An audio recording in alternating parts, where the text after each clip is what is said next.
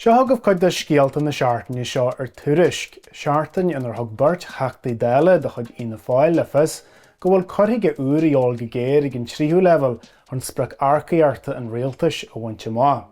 Dhéirí Níosa ó Cearúil agus John Connolly áras faoin spriochata sa reachtaíart gur cainteoirí Gaeilge a bh an fiche fangéad de arcaí uaire sa tseirbhís phoblaí faoi fiche trotha.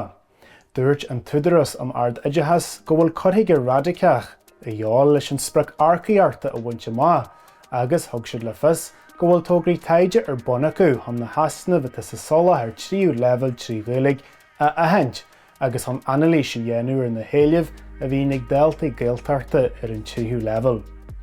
Ag criniú a dé lein an seachtain seo dúirt príomh ofice áras na Gaeilge Seán Ó Cinn go bhfuil se in am ag rialtas na hÉireann an Gaeilge chur an chláir ibre ag an chóirle aireachta thuaidh theas, agus na ceistinaí faoin teanga a luaitear a ggó iontu ó aoin chéasta a réite ar deireadh. Dúirt se go bhfuil ceist na Gaeilge ar cheann na ceistena atá fáca go fáil nach bhfuil réite politiúil amsí a orthú. Léirí taide ar an Tuairisc an seachtain seo go bhfuil éiliú an mhór ar chuasaí Gaeilge sa Ghaeltart an dhéanamh. Dúirt Coláistí Samhraidh an Ghaeltart chuin na nál, na Gaillimhe agus Cearraí nach bhfuil éon áit ar na listí fithimh de chuasaí Samhraidh na bliana seo le tairiscint ag an foinse seo. Dúireadh gur meascán den éiliú mór ar na cuasaí agus aspa leapatha is cúis le seo.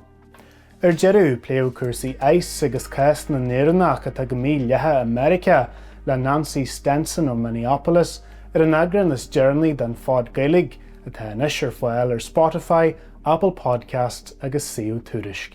Tá na scéalta sin agus go leor eile ar Tuairisc.